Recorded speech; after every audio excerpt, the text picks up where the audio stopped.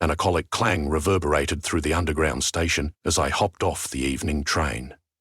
My headphones hummed with low music, trying to drown out the city's noise, but something pulled my attention away from the comforting beat. I noticed streaks of colourful paint on the old brick walls near the exit. Graffiti in the city was hardly unusual, but these marks had something else about them. Intricate lines that snaked around windows and door frames, as if outlining ancient symbols. I paused, adjusting my jacket cuffs, unsure why I felt compelled to stay and study them. The swirling shapes coiled like serpents, and in their midst I could make out a single eye watching, unblinking. It made my skin prickle. I brushed my fingers against the design, noting the slightly coarse texture of the wall. Faint black lines extended from the edge of the design, almost like a labyrinth. This was no mere tag from a bored teenager. Even in the grimy station lights, the shapes shimmered, as if some force thrummed just beneath the surface. The eye seemed to hold a silent warning, urging me to keep moving. I shook off the strange feeling and headed for the exit stairs. Rounding the corner, I passed 2 worn-out turnstiles and another section of wall scrawled with similarly arcane patterns. They spread from the tunnels into the city blocks above, I realized. As I arrived on the street, the usual bustle continued, commuters hurrying home, neon signs overhead, and yet I couldn't shake the sense that something about the city's underbelly was changing.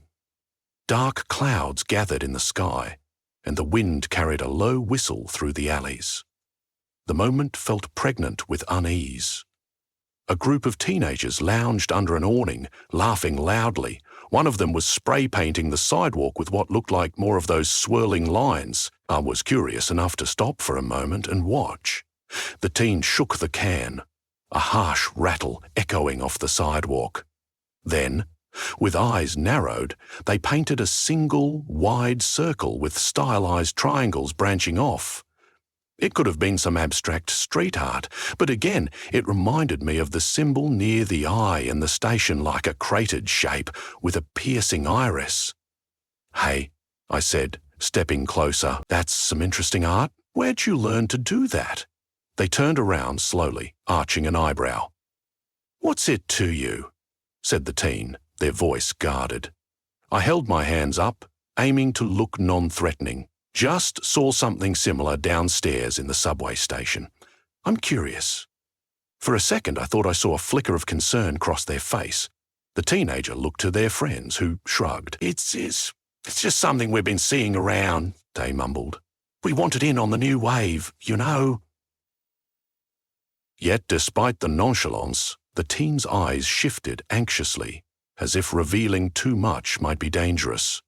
Without another word, they capped the spray can and joined their group, drifting away into the crowd. My curiosity piqued further. Over the following few days, I encountered more graffiti slipping across all the usual city corners, building walls, abandoned factories, even on the underside of highway overpasses. It was as though a secret language blossomed overnight, in vibrant color and alien shapes. Whenever I paused to inspect it, I'd feel the same electrifying hum that had first shaken me near the subway entrance. At night, too, I couldn't sleep as well. The entire city felt restless, the roads buzzing with an underlying tension I couldn't define. One crimson-laced afternoon, while photographing the graffiti on the side of a shuttered bookstore, I heard a voice. "That one's new," it said from behind me. I turned. A tall, broad-shouldered woman with cropped hair stood a few feet away. She wore a utility vest with spray cans poking out of the pockets.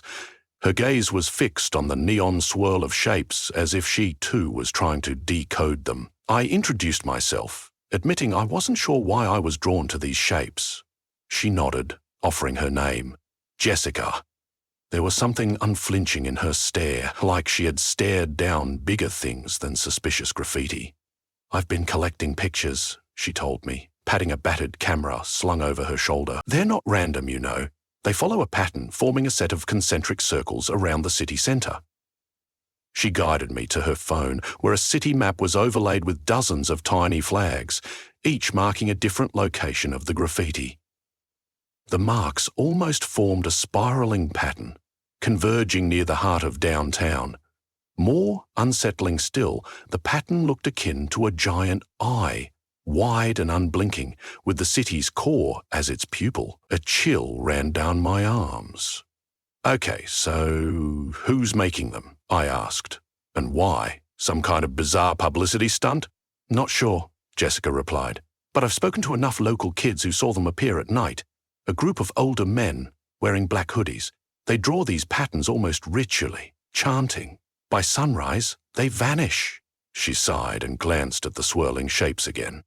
"I don't think it's just graffiti. Something's pushing them to do this." Over the next week, our city's storm drains overflowed with a nauseating smell.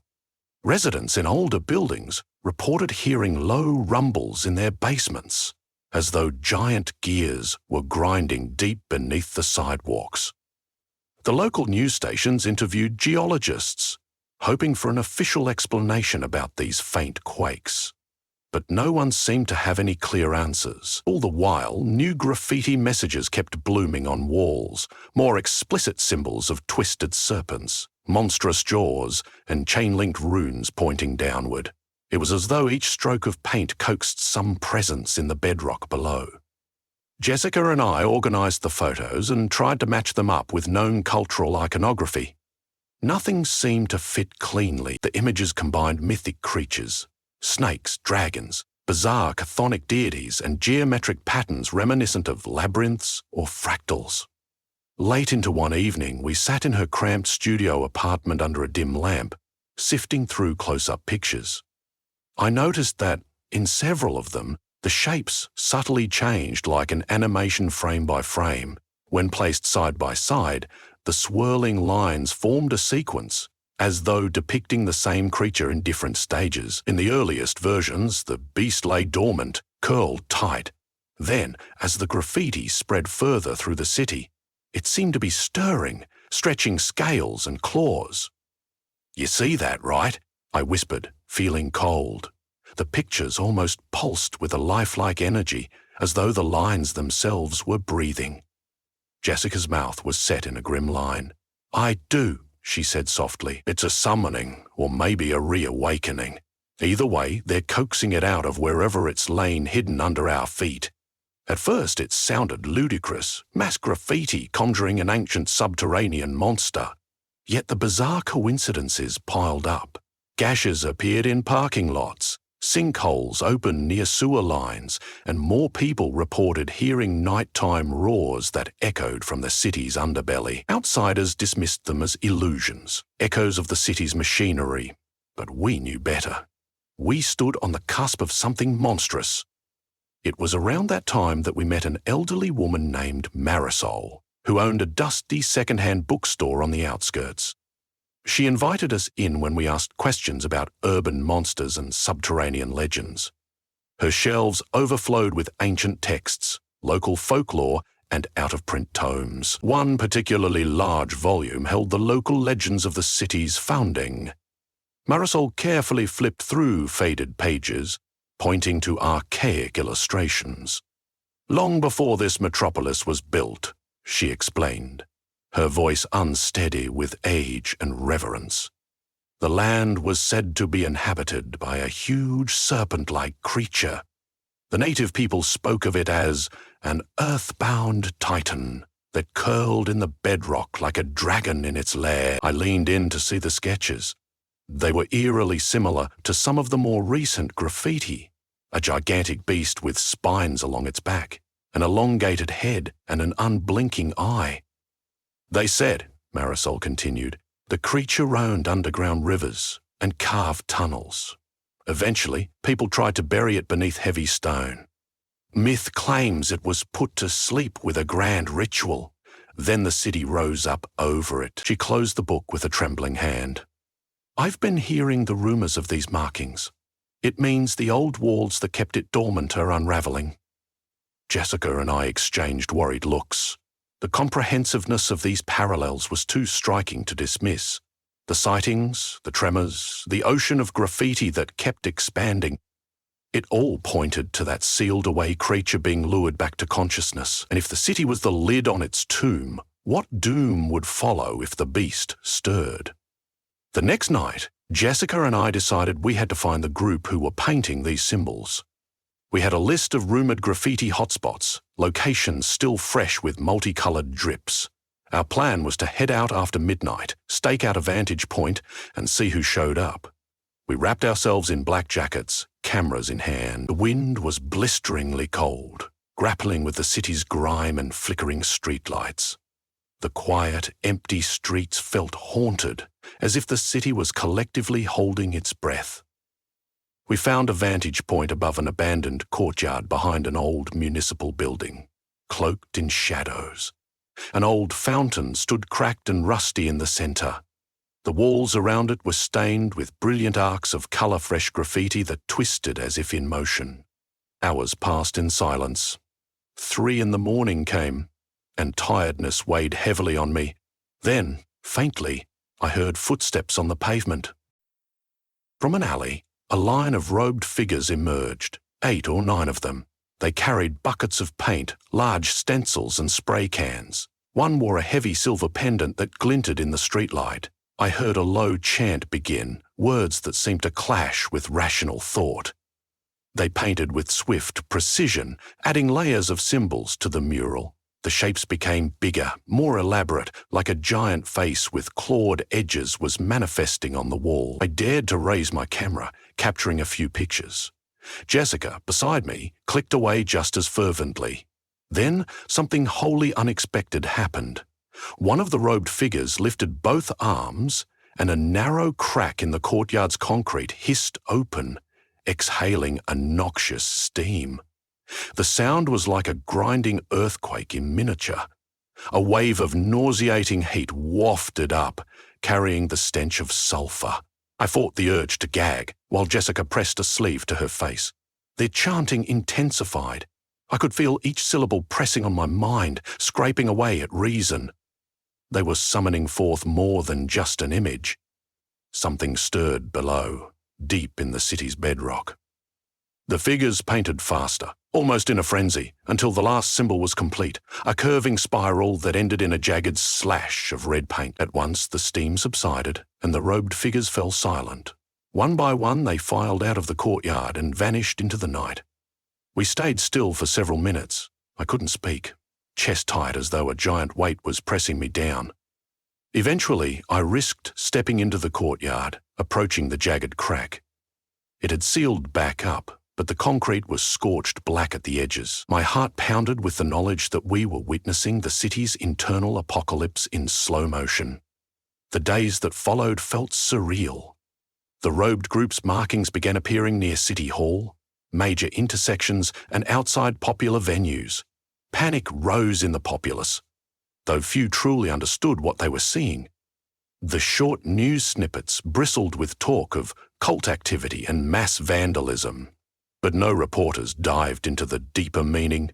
Nobody, except us and Marisol. We returned to her bookstall one last time, lugging in our photographic evidence. She studied it with trembling hands. "They're finishing the circle of wards," she whispered. "But instead of renewing the wards to keep it asleep, they're reversing them. The chain that bound the creatures being undone by these painted runes." Jessica glanced at me. "If it fully awakens, the city becomes a crater. The stories claim it can shape and destroy the foundations. Is there a way to stop it?" She turned desperately to Marisol. With downcast eyes, the old woman tapped the ancient text. "It was a counter-ritual. The ancients used it alongside the wards. If done properly, it can seal the beast back into slumber. But it requires a location close to the surface breach, somewhere near the convergence of all symbols. And it must be performed before the final sign is drawn." I sank into the chair, feeling the weight of an impossible task. None of us were prepared to handle obscure, prehistoric magic. But as the city rumbled again that morning, a deeper quake rocking entire blocks, we knew we had no choice. Jessica's jaw set with determination, and I echoed the sentiment. The city was our home, and we couldn't abandon it to the wrath of a monstrous deity. At dusk that evening, we roamed the heart of downtown, guided by the spiral pattern on our map. At the center of that swirl stood an old marble building, once the city museum, now locked behind corrugated steel walls. We maneuvered inside through a side door Jessica pried open. The building was silent except for the echo of our footsteps. Dusty exhibits loomed like phantom silhouettes. Broken skylights allowed pale, dying sunlight to spill on disused murals. We found a wide-open atrium with granular tile floors cracked in multiple places. The moment we stepped in, the floor buckled, dust fell around us. Low moans echoed from somewhere beneath, reminiscent of a sleeping beast's laboured breath. The swirl of graffiti on the walls had grown intensely elaborate, as though the robed group had spent days painting this particular chamber. The lines almost glowed in the dim setting. "Marisol said we must replicate the original wards," Jessica murmured, pulling out a folded slip of paper. She carefully read the instructions, then placed a small black candle in the center of the atrium. I perched on a ledge, following the diagram to recite stanzas from a forgotten language. My tongue stumbled over guttural syllables, but each phrase seemed to pinch the air, making it vibrate dangerously. We arranged broken shards of clay in a ring, a reference to the old myth about how the ancients had lulled the beast. The wordless chant resonated in my chest, a throbbing reminder that we were meddling with forces older than the city. As we chanted, the floor lurched again. Something massive shifted directly below. My throat constricted, but I forced myself to continue. Jessica traced the wards with a fine chalk, deliberately overlaying them on top of the existing graffiti to break its continuity. Where her chalk lines went, the graffiti patterns flickered and dimmed, as though losing their energy. But then, from behind us, an eerie chanting arose. Turning, we saw the robed figures entering the atrium in a semicircle. They must have heard us. Their leader, the one with the silver pendant, hissed a command. "Stop them!" His voice resonated with unnatural resonance. The other members brandished paint cans and began to fling fresh arcs of colour over Jessica's chalk lines, trying to obliterate our wards. We redoubled our chanting. My heart hammered as the group advanced, chanting their own bone-chilling phrases. A clashing of incantations reverberated around the chamber, making the air feel thick. The robed leader drew a crooked dagger from beneath his robe, symbolically slashing it through the air. A wave of unnatural wind whipped around us, extinguishing our candle and scattering the clay shards. Jessica dove to relight the candle. I scrambled to scoop up the shards, trying to realign them. A swirl of paint suddenly crossed my path, flung by one of the cultists. The neon paint splashed over the shards, dissolving their pattern under layers of slick colour. Panic surged, but I refused to surrender. Grabbing a fresh piece of chalk, I reinforced the lines on the floor, writing them as deeply as possible. Every brush of my chalk forced back the swirling shapes, made them waver. The incantation burned in my throat as I repeated it with grown fervour, focusing with every ounce of will. The atrium shook, and a deep, resonant roar echoed through the building, so loud it felt like my ribs rattled. The floor split open in places, revealing glimpses of a vast, serpentine body shimmering through the cracks. The beast's hide glistened with an otherworldly sheen. Rock and scale melded. As it moved, the entire building groaned. Dust and plaster rained down from the ceiling, and for a terrifying instant, I feared we were all about to be entombed.